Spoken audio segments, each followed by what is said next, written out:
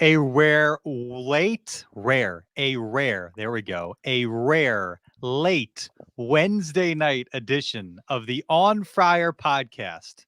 Hope to come to you a little bit earlier in the evening, but a long game, some theatrics. Todd Strain was in the clubhouse with the Padres. I was on TV, NBC7. And so I didn't get a chance to hop on as early as we would like.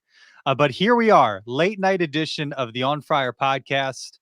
Stay tuned to find out if we go shirtless like Fernando Tatis Jr. No promises. Todd Strain's been running up the mountain in his backyard, staying in tip-top shape.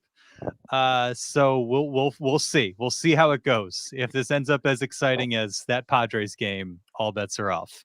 Apologies to those who popped in a little bit earlier and were like, "Hey, where are you guys?" It was kind of a hectic there, couple hours trying to figure out a way to squeeze it in. Couldn't do it. Tatis took his time in the clubhouse before he caught up with reporters, but he did, and Todd was there to take it all in, so he can share the clubhouse vibes. Good times in there, Todd. Good times, man. But not too good at times. I'll explain why as we get Oh, deeper into this podcast. that's a tease. That is Tease. quite I'm a a big tease. tease.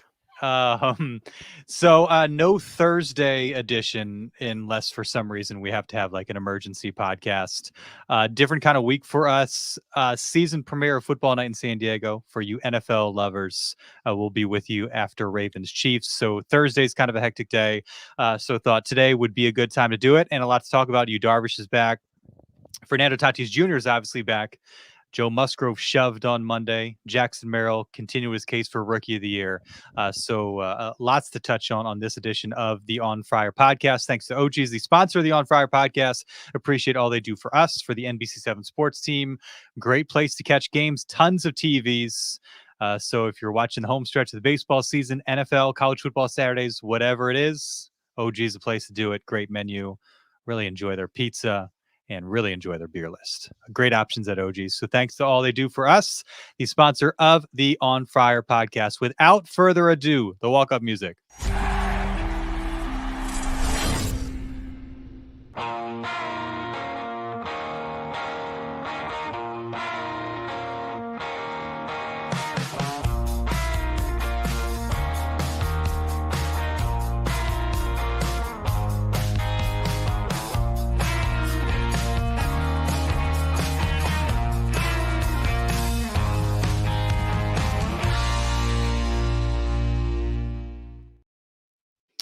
On Friar Podcast, Wednesday late night edition. He is Todd Strain. I am Darnay Tripp. Another banger. The Padres just win bangers. 9th walk-off win of the season. 5-0. No big deal. Big swing from Jackson Merrill. Manny Machado come through in the clutch. Probably should have won in regulation. 13 left on. Couple bases loaded spots where they didn't come through, but they got it done by night's end. Fernando Tatis Jr. after going 0 for 4 on Monday. He was scorching the baseball tonight, Todd. Had the double, probably not as much to show for it as he should have, but had the double and then the game-winning knock. You were there. You were at Petco Park. Set the scene for us. What was it like seeing all that go down? And then what was the vibe like in the clubhouse?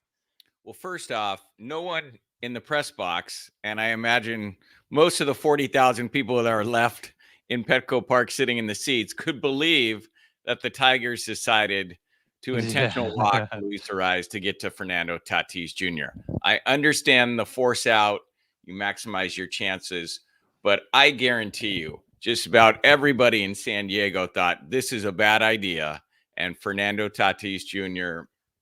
made it a bad idea because he, as you said, he hit another ball hard. This one found the hole between third and shortstop. And then it was just pandemonium at Petco Park. Shirt ripped off, Bebo shirtless, ice bath. It was quite a scene. But as you said, their 9th comeback win, and this is getting to be a regular thing at Petco Park and getting to be a regular thing with this team. It's pretty amazing.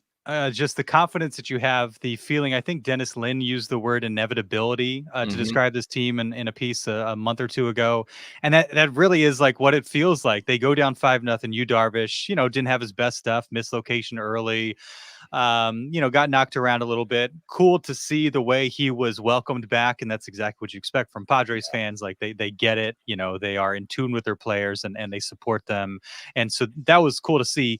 Ended up in a tough spot. It is, the Tigers after all, but it's pretty awesome to see the way that they continue to respond, and you just kind of assume that that's going to be the case. And I think we've done a pretty good job of living in the here and now with this team and not looking too far ahead to the playoffs. At some point, we'll probably do that, but like you can't help but have a situation like this, all these moments and that sort of thing, and think like, if this continue, like it's a good. Mike Schill talks about like the identity all the time. Like that's a heck of an identity to have for a baseball team going into October. Doesn't guarantee anything. Greg Bledsoe after the newscast is like, man, who knows what's going to happen, but this season has been so much fun.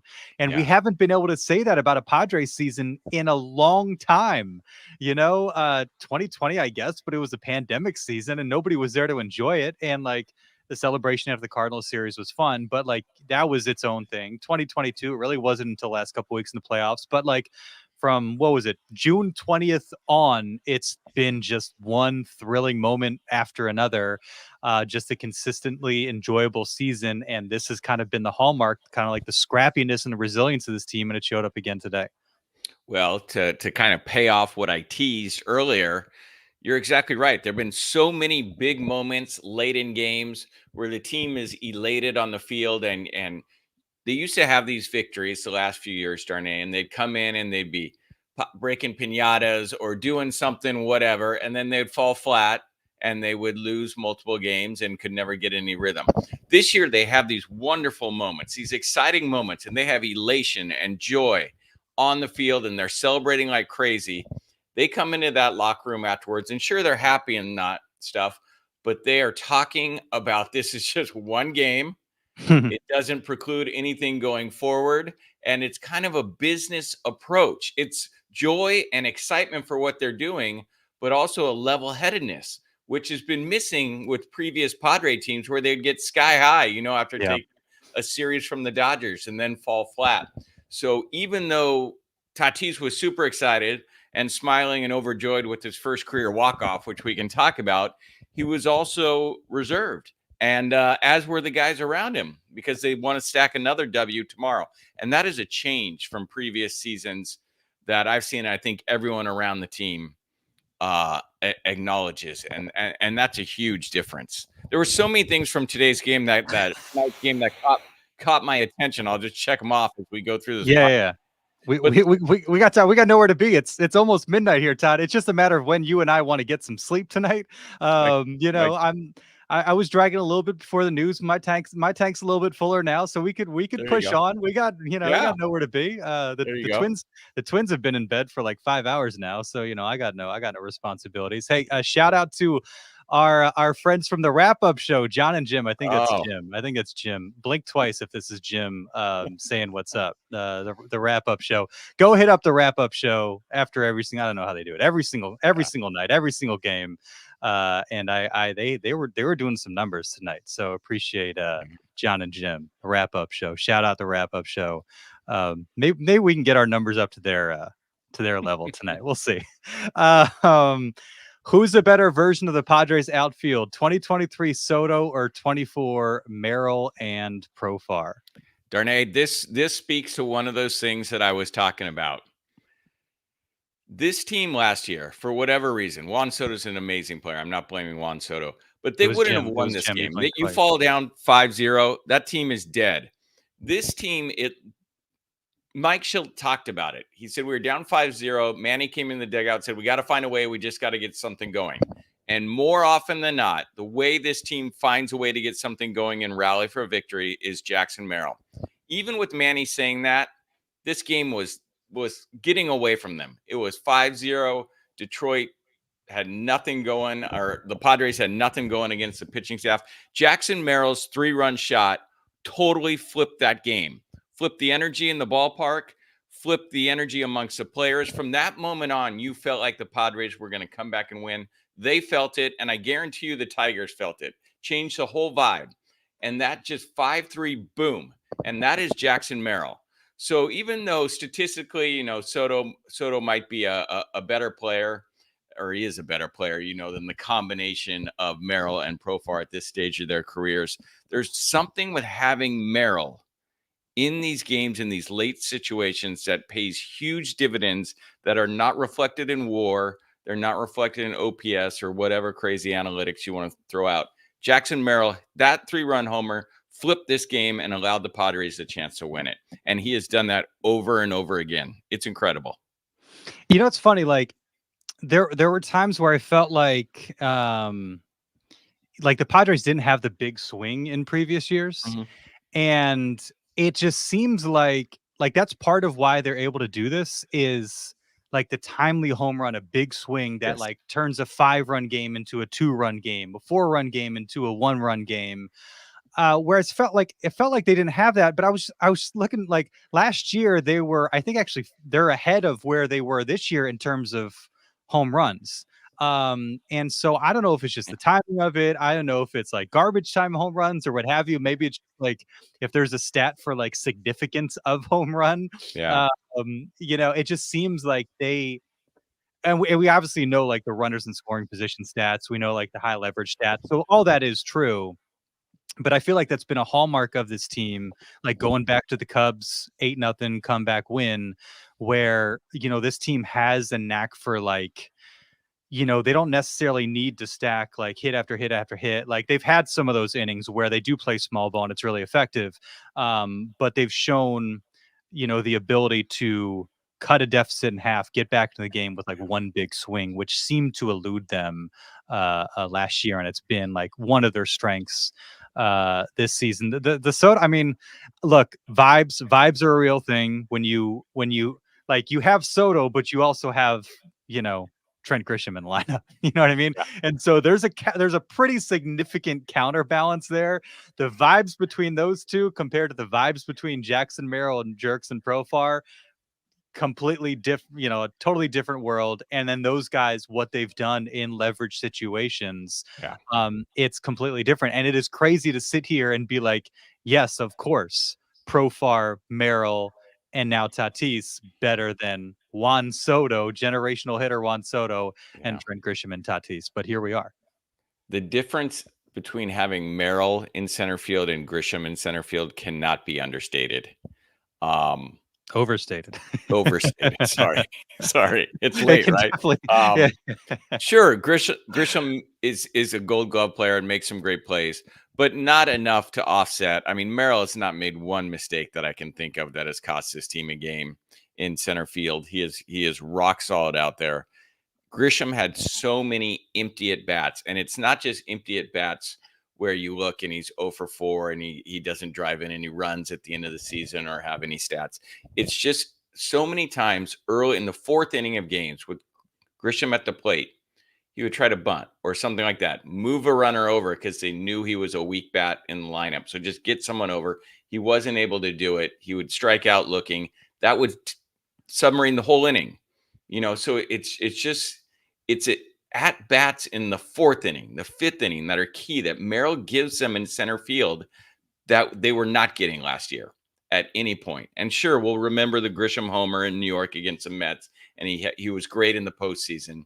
But on a day-to-day basis, the difference between what Padres have now in center field and what they used to have is alarming. And I really think it's winning them games that last year and the previous years they were losing because of center field. It's crazy. And it's not like there's been a drop off defensively. And No. I saw somebody, and this is just somebody on Twitter, but they're like, well, is Jackson Merrill really impacting winning? It's like, well, if Yes. you've paid any attention, you'd know that he has impacted winning in a huge way. All the 8th and 9th inning homers, the diving catch to seal a win a couple weeks back, sparking the comeback today.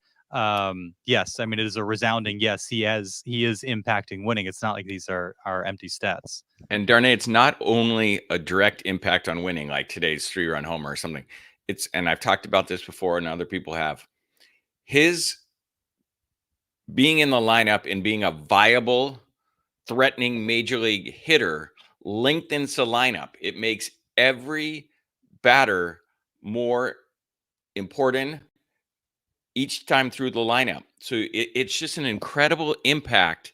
It's a magnifier, and it makes the other pitchers work much harder, and it really lengthens that lineup. And that's something Padre players have talked about. Tatis today, he's like, we don't have a weak spot in this lineup. I wouldn't want to face our lineup.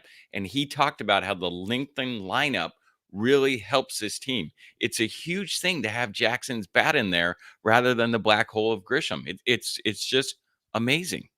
And it goes back to the conversation we had last week about, do you shuffle the lineup with Fernando Tatis Jr. back? Yeah. And like, there is something to be said for keeping Merrill exactly where he is, because how often has the game, come around these late innings where he's at the plate and is able to do something significant? And again, the length of the lineup, not having everybody at the top, spreading some of your big bats throughout. I think there's something to be said for keeping him exactly where he is, even, and there has been a shuffle. Today we got a better sense of what it's going to be, with Tatis second, Profar third, Machado, followed by Cronenworth, Bogarts, and Merrill splitting up the lefties. I don't know if I'd mess with it, because it's just it's just working right now. Got a bunch of comments, which we love. Let's get to some of them. Chris, Tatis's first ever walk-off hit. Amazing it took that long to have the walk-off. It is like, I saw that stat and you're like, that's nuts. Is that really the case? And then, you kind of go through the memory bank. Like, I feel like we would remember, and obviously nothing comes to mind. It's just amazing that he hasn't had one. And what a way to do it, 2 days after his return, kind of slowly coming back again. Had the double before the walk-off, but to kind of announce his return, have his "I'm back" moment in that manner is incredible. It is incredible, and the scene afterwards was just classic Tatis. I mean, I've never ever seen a guy lose. Jiggle, Todd. I want to see your jiggle. Todd, let me see your jiggle. Let me see your jiggle. I mean, I don't have as much swag as Tatis. Come on, I'm a middle-aged white guy, with 2 kids, but just classic. You and me both, buddy.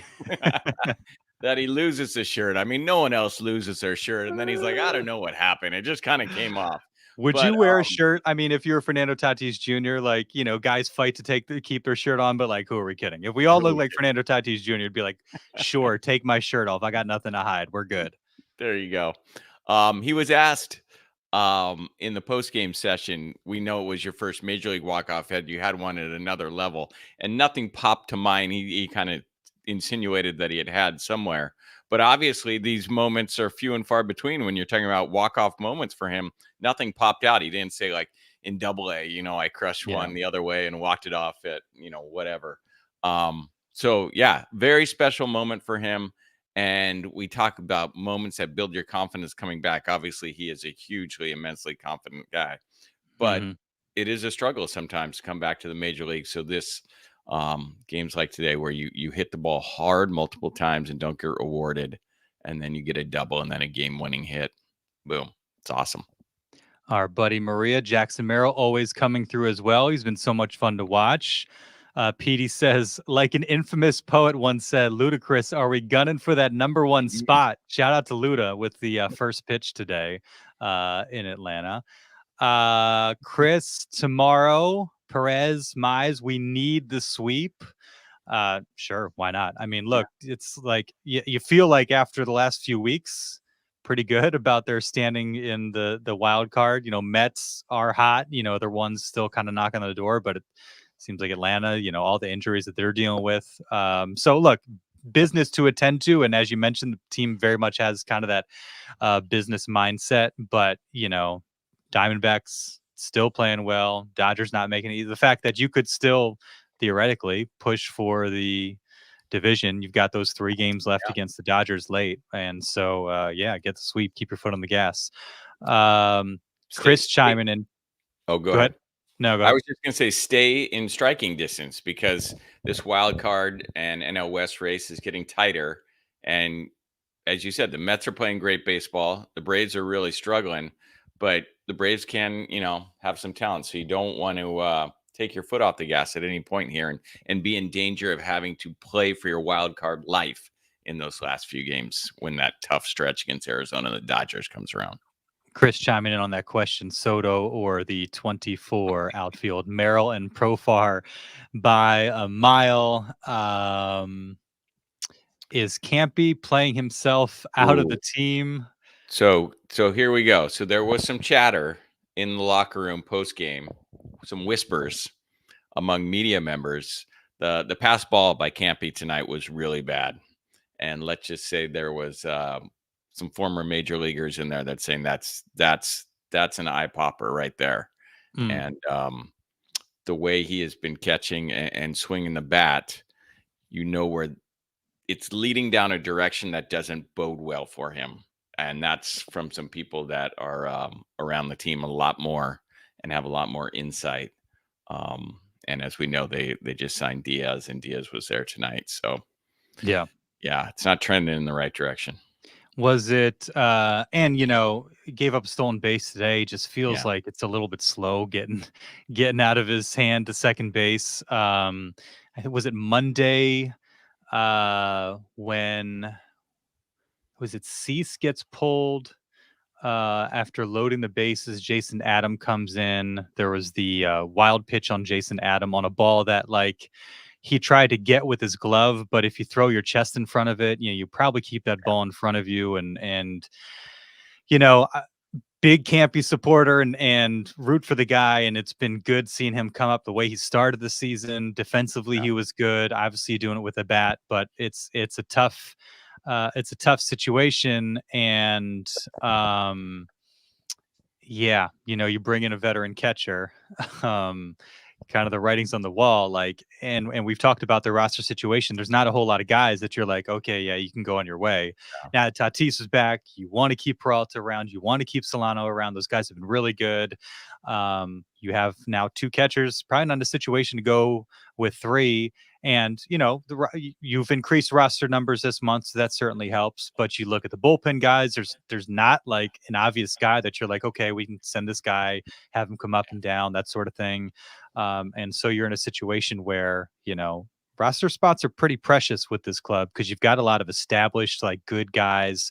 Probably not a whole lot of guys that have options that you can send down. And so even with the expanded roster, seems to be a dicey spot for a guy who, offensively has struggled and defensively, not necessarily given you maybe what you need, especially when you project ahead to the postseason when everything matters. All the details matter. How you handle every situation.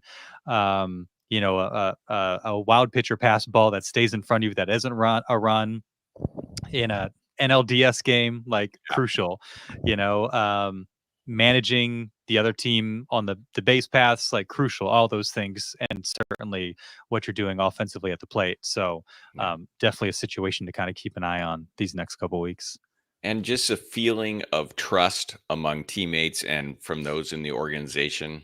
I don't know if the word trust is very strong right now for Campy for his teammates and from others in the organization. I feel like a lot of people feel like a mistake is coming rather than an excellent play or a great at bat. And that's tough to flip that at this point in the season. Yeah, for sure. Yeah. What else? What else is on your list, Todd? The other thing is this is a game that perfectly epitomized why AJ Preller went out and got all that relief help. I mean, after Matsui came in, that bullpen was locked down.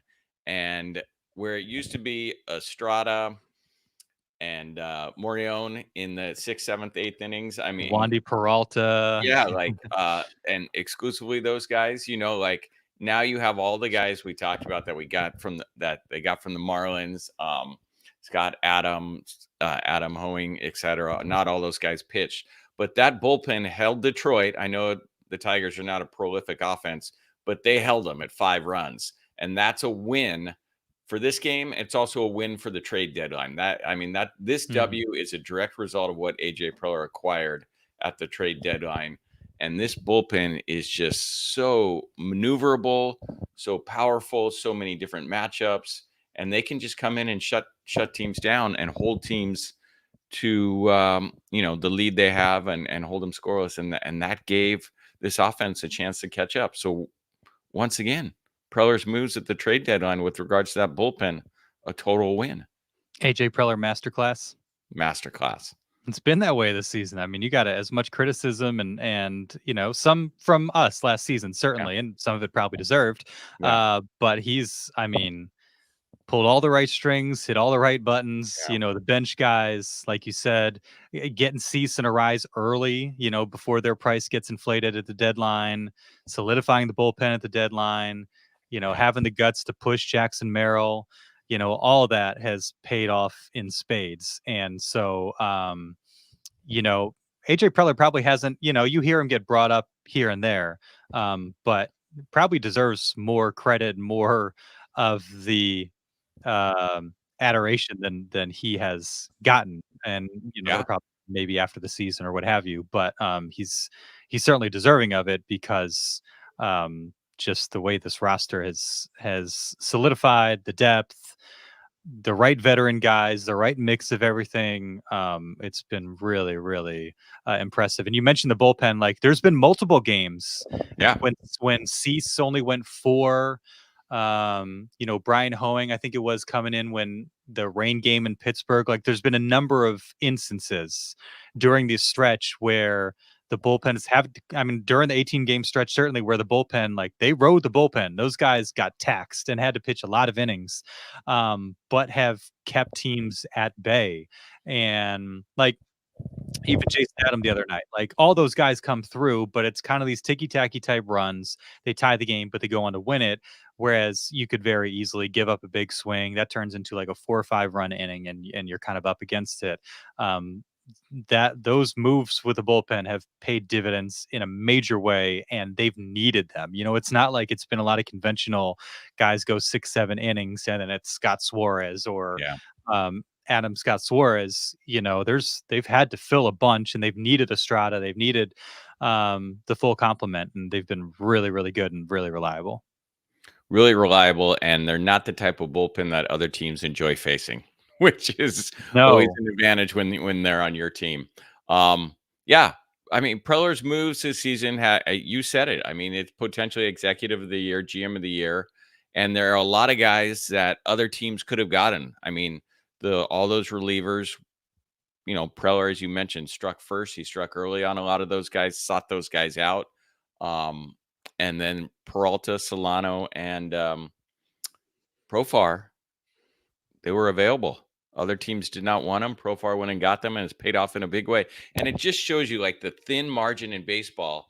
Like, there's not a whole lot of difference between Peralta and Matt Carpenter. Matt Carpenter last year, he came in and he had probably a better career stats than Peralta, and it didn't work here. Last year's team didn't work. This year it's totally different. Peralta works and the team works. And you can't say like Carpenter was a bad signing compared to Peralta. They're both about the same. It's just a thin margin year to year. Some things in baseball just work, and it completely flips your team and your season. Yeah. Anything on Darvish? Darvish comes back. What was it? 2 1/3, 3 runs, the early homer. Wasn't throwing a whole lot of first pitch strikes. Kind of got behind in the count. Had a few strikeouts. Darvish's stuff always looks Darvishy. So it's like it's fun to watch, but obviously not as sharp. Like 62 pitches, got him out of there pretty quickly. But just good to see, and he's got a few start kind of runway before the postseason gets here, and hopefully by that point. Everything you've heard is like he's done the work, he's prepared. Just wasn't his night for whatever reason, but I don't think that is really an indication on what to expect from here on out.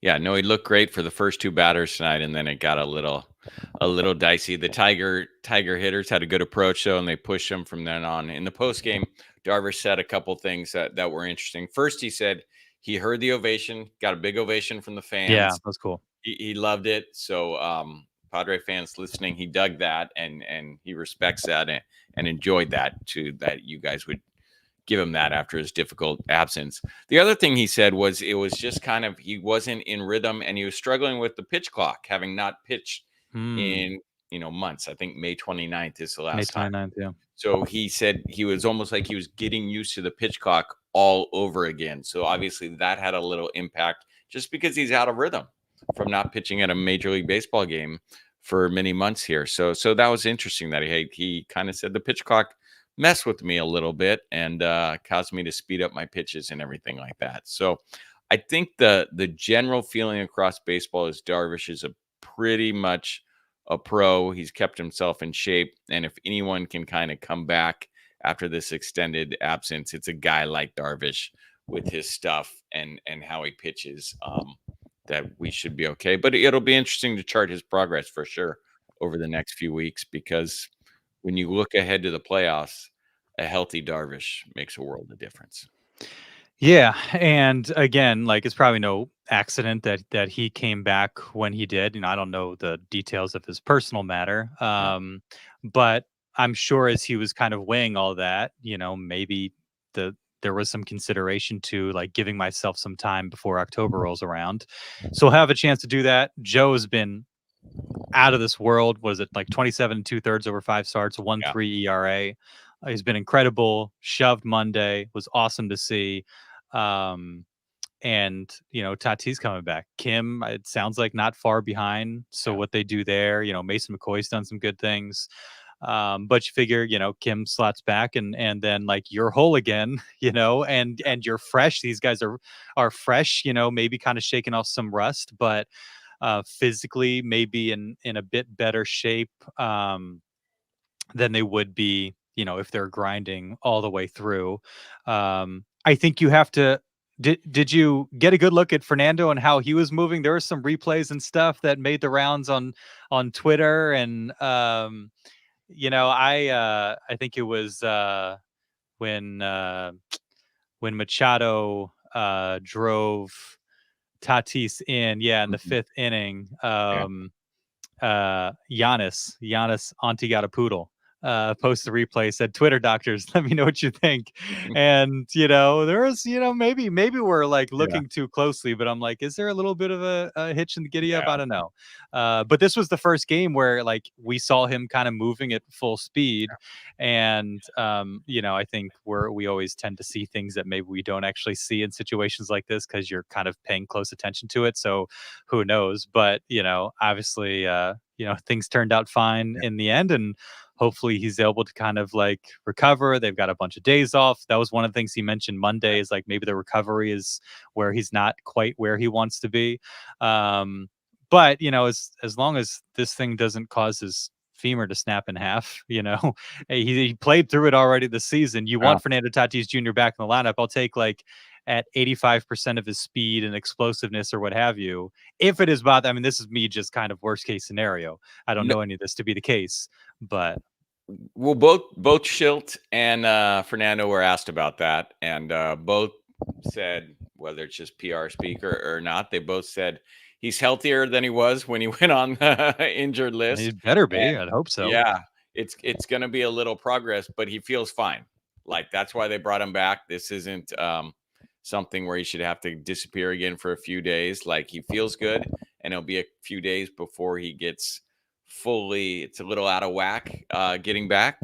Everything's a little bit off, but each day will be better, stronger, and more fluid. So I'm no Twitter doctor, but as you said, I'll take Fernando Tatis back on my team, even if he's ailing a little bit, Yeah. as you get ready for the stretch run.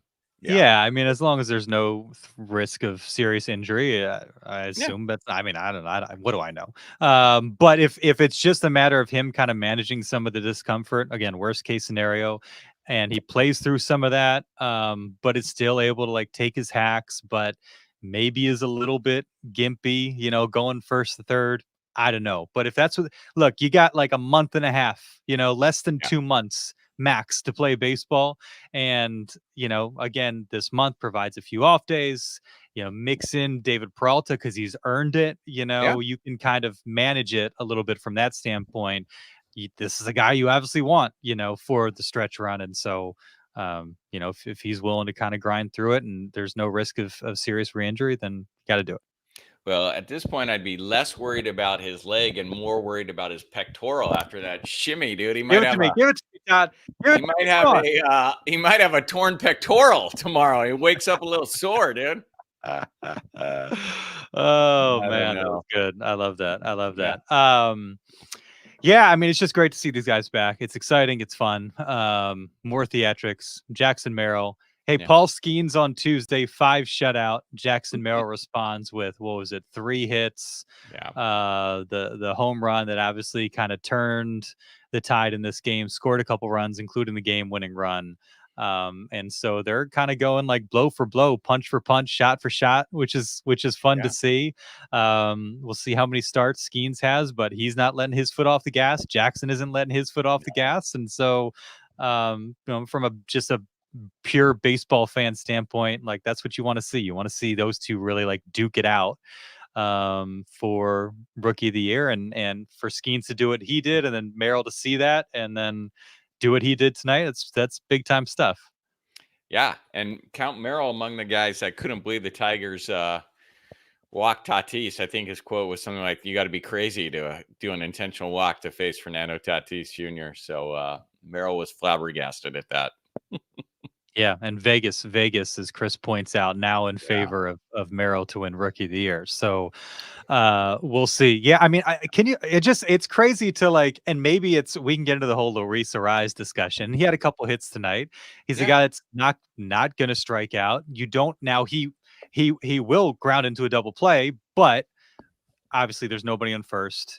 Yeah. You know, I don't know how much of it was really disrespect to Fernando as much as it was. We've seen Luis get a couple hits. He's very capable of doing that again. And you put him on first. You've got the double play ball. After what was it? It was 1 out, right? Because it was Diaz, I think, that started that inning. A quick out there. Yeah. And if memory serves. And so, setting up the double play. Obviously didn't work out. It's just funny, like, walking anybody to get to Fernando Tatis Jr. It's a risky move. You could kind of maybe understand the logic behind it, but yeah, not I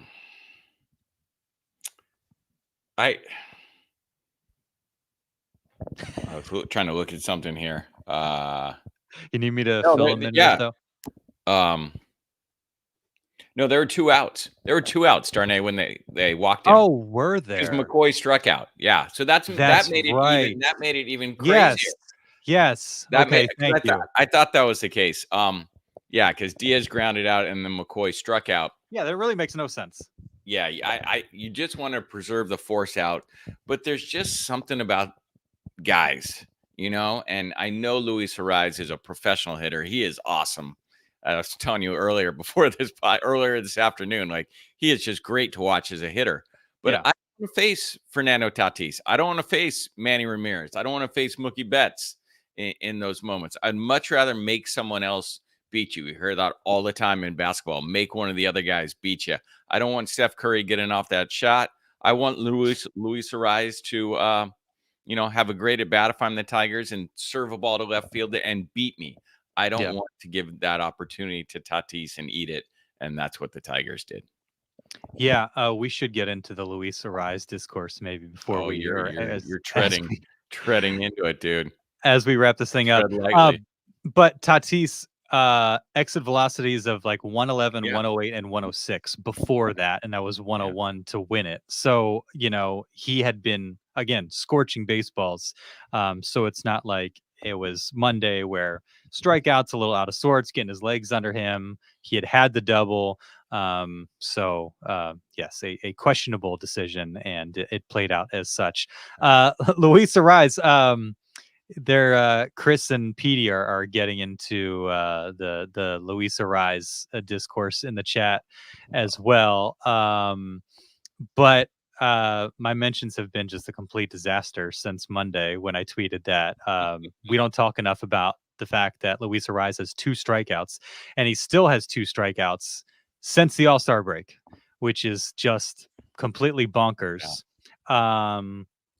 What I didn't realize is how polarizing a figure Luis Arraez is, because on one hand you have people that recognize how insane that is, and how good you have to be to make contact as often as he does. And in Major League Baseball, where the pitching is crazy, to not strike out. And he just fits kind of this lineup so well. Every year in the running for the batting title, just an amazing talent. Then you have people on the other hand that say, well, what's his WAR? Yeah. On base isn't as high as you would think. Grounds out a lot. The obviously doesn't have the slug, so OPS is pretty modest. He's had a down year, like the thumb's probably a real thing. So we're not talking about peak Luis Arraez here. People mention his defense, we live in a world where you can't just make a statement. Like you make a statement about a guy and they're like, well, I'm not saying he's a perfect baseball player. Yeah. I'm just saying he's exceptionally mind-blowingly good at this one thing, which does lead to good results. I mean, I would rather put the ball in play and then strike out, because something can happen. You can have an error. You can have something squirrely happen. You can move a runner along. None of these things happen with a strikeout. And a couple hits tonight. We've seen him have tons of multiple hit games. Has even homered a couple times with the Padres. So it's been an interesting discussion. But Buddies Rich and Will on Twitter, I think, put it perfectly. Like, there are all these things that you can take into account, but he just seems to fit this lineup so well, where there is pop elsewhere. Part of their identity is like competitive at bats, grinding on teams. He does that. Playing small ball, productive outs, all these things that this team values, and doing so from the left side of the plate. He's just a really good fit for this team. We can have the conversation about his future as a Padre another time. But right now, like, I get it from the standpoint that, like, there are a number of weak grounders. There are, there is the absence of pop, but sometimes you just have to take a second to step aside and think 2 strikeouts and now 160 plus at bats is completely bananas. And the amount of talent that you have to do that, 94% zone swing contact rate and an 88% out of zone contact rate. He chases a lot and somehow manages to make contact, which is just he's an otherworldly talent when it comes to that. I agree 100%. He lengthens So the does lineup, John. which we talk about a lot. But take away all the stats. You dropped some doozies there, dude. You went deep into your analytics machine. So, But take away the analytics. As a fan of baseball, hitting the baseball is one of the hardest things to do in all of sport. To watch Luis Arraez get his hands to the ball, get through the zone on all different varieties of pitches, fastballs, breaking balls, whatever, different styles of pitchers. He's been doing it his whole career. He makes contact. Just to watch him hit a baseball, which is what we tune in to watch games for. Get rid of all the analytics stuff. Just watching his at bats, it's a pleasure to watch him as a hitter. He is an amazing talent as a hitter. He can do things at the plate that most major leaguers cannot do. He can handle balls. He can serve balls to different fields. He can do it all. If you're just watching him as a hitter and appreciating sport and athleticism and craft as a professional athlete and baseball player, Luis Arraez is a joy to watch. And he's amazing for the reasons you stated, for the analytics, and also for the fact that he's only struck out twice in the second half of the season. Sure. The analytics tell a different story on some things, but you can craft the narrative often however you want with analytics. But just from watching a ball player and saying, I like how that guy approaches his at bats at the plate and marveling at what he does, he's fun to watch. So I like Arraez for many reasons outside of the analytics. But I think we keep getting back to that. He lengthens the lineup and he fits the lineup. This team is winning games because their pieces fit and work together, and that is so key. So if you have a different player in there with amazing analytics, maybe it doesn't work as well. And Ben makes a good point. I'm an Arraez fan and supporter, but there are definitely times where a strikeout is better than a ball in play if that contact results in a double play. But putting the ball in play forces the defense to make that play. So that is certainly true. Manny Machado is the league leader in GIDPs with 25 this season. Arraez is 6th with 18. So, Yeah. he has certainly done that. There's also a lot of really talented hitters on that list. Aaron Judge is 3rd with 20. Marcelo Zuna has 20. Alec Boehm, an all-star, has 17. Bryce Harper has 17. Goldschmidt has 16. So there's a lot of really good bats that have done that as well. Now, some of those guys provide things that Luis Arraez doesn't provide. But again, the point of all this is not Luis Arraez is the greatest hitter in baseball.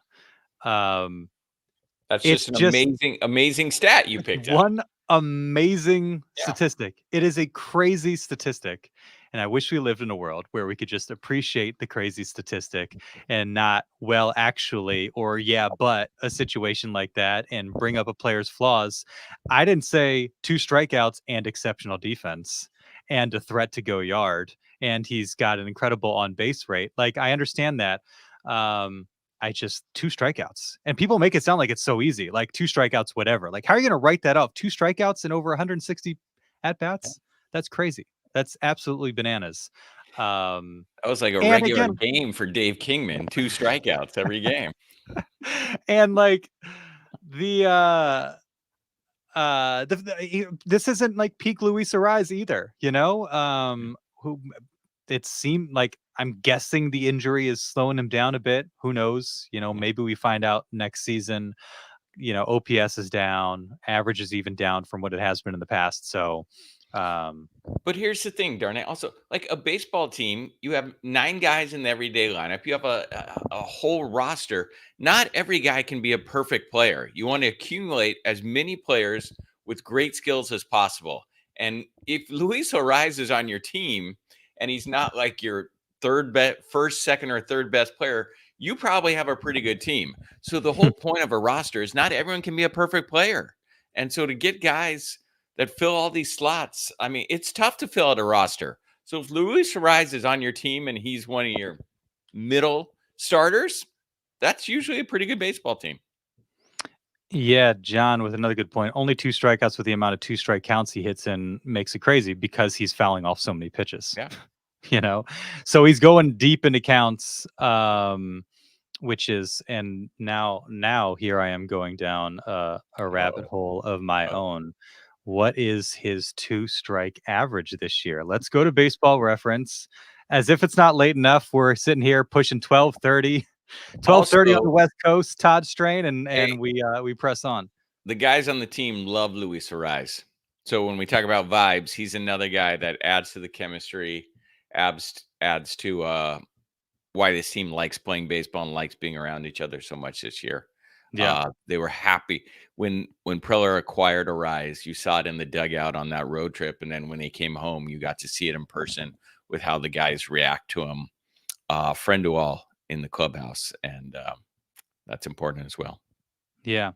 Let's see. Now the average 1-2 count, he's hitting 337 with the 779 OPS. 1-2 count, he's money. 1 strikeout in 98 at bats. No, I'm looking at 6 strikeouts and 98 at bats with a 1-2 count. 1-2 count. So the others, 0-2, 257. 2-2, 220. 1-2. 1-2. He's really, really good. But again, this isn't. You wish maybe the average was a little bit better, the on base was a little bit better. But really, we're just talking about this innate ability to his refusal to strike out. He's just not going to strike out. He's not going to do it. Obviously, the Tigers and AJ Hinch think he's better than Tatis because they walked Arraez to get to Tatis. Here's a spicy take. Maybe we would go out on this spicy take from Petey. All right. I would pick Arraez over Soto in clutch situations. I don't know. That may be going Petey. That may be too late. What's the situation? Is the 1-run game with 2 on, or something like that? Like, okay, maybe, if you need that big swing, that Jackson Merrill-esque swing, but he's the guy that could potentially keep the line moving. But Soto's a generational. He's one of the best baseball players. Probably go down as one of the best baseball players in history. Probably make the Hall of Fame. Sometimes it just doesn't work out. for whatever reason, for a certain player in a certain city, sometimes it just doesn't work out. And in San Diego, I think if we can all acknowledge that, that might be best moving forward. Late night pod. This was fun, Todd. I enjoyed this. Here we are, 12:30. Got some of our friends with us. The chat's been lighting up. I've enjoyed it. Hey, and credit to Padre Nation. I mean, what is this? A Wednesday night? Kids are back in school, but they still had over 40,000 fans. Yeah. Most of them stayed to the end, and that place was rocking again. It's fun to go to those games, whether you're a fan, a player, or a member of the media. Like it's the joint is popping. The club is happening. You want to be in that club. Mm-hmm. Yeah. You got anything else on your checklist that we didn't get to? No, we hit it all. Merrill is amazing. The walk to Tatis is mind blowing, and the bullpen just like impressive. And Shilty always just shouting out some random thing in the post game press conference. Before everyone left, he had to get in that Bogey's play was Bogey, not Bogarts. Bogey's play was big, the diving stop. So that was really, very, very impressive. Yeah, Schiltz got to pump up his guys. Shout out to you, Todd Strain, late night in the clubhouse with us, late night pod. Appreciate everybody for getting involved again late into the evening. Very fun.